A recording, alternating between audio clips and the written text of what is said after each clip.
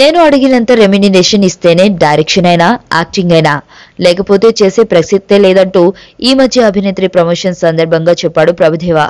అయితే direction acting కి కాదు, ప్రభుదేవా చేత పాట కొరియోగ్రఫీ చేయించుకోవాలన్నా పెద్ద మొత్తంలోనే సమర్పించుకోవాలి. అవతల పక్కన ఉన్నది ఎవరైనా పైసా కూడా తగ్గించుకోవట్లేదట. ఈ యాటిట్యూడ్ తోనే ప్రభుదేవా మెగా ఆఫర్ ని మిస్ చేసుకున్నాడని వినిపిస్తోంది.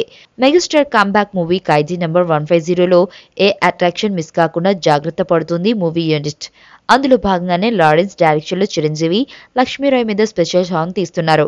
నిజానికి ఈ సాంగ్ కొరియోగ్రఫీకి ఫస్ట్ చాయిస్ లారెన్స్ కాదట. లాంగ్ గ్యాప్ తర్వాత వస్తున్న సినిమా కావడంతో స్టెప్స్ విషయంలో కాంప్రమైజ్ కావడం ఇష్టం లేని చిరు అదిరిపోయి డాన్సులు కంపోజ్ చేయాలని ప్రభుదేవాని అప్రోచ్ అయ్యారట. అయితే తన మూమెంట్స్ కావాలంటే ₹1,00,00,000 ఇవ్వాల్సిందేనని ప్రభుదేవా డిమాండ్ చేయడంతో వెంటనే నిర్మాతగా వ్యవహరిస్తున్న రామ్ చరణ్ లారెన్స్ ని కలవడం, ఏళ్ల తర్వాత చిరు సినిమా చేస్తుండటం, స్టెప్స్ కంపోజ్ చేసే ఛాన్స్ రావడంతో రెమ్యునరేషన్ గురించి ఆలోచించకుండా లారెన్స్ ఓకే అనడం చకచకా జరిగిపోయాయి. మెగా ఫోన్ పట్టుకుని డైరెక్టర్ గా హిట్స్ కొడుతున్న దగ్గర నుంచి లారెన్స్ కొరియోగ్రఫీ మీద ఫోకస్ తగ్గించేశాడు. అయితే అక్కడుంది తనకి లిఫ్ట్ ఇచ్చిన అన్నయ్య కావడంతో లారెన్స్ నిమిషం కూడా ఆలోచించకుండా సీన్ లోకి వచ్చేశాడు. కానీ ప్రభు కూడా సేమ్ అలా చిరంజీవి చదువుతోనే కొరియోగ్రాఫర్ గా ఆయనవాడే.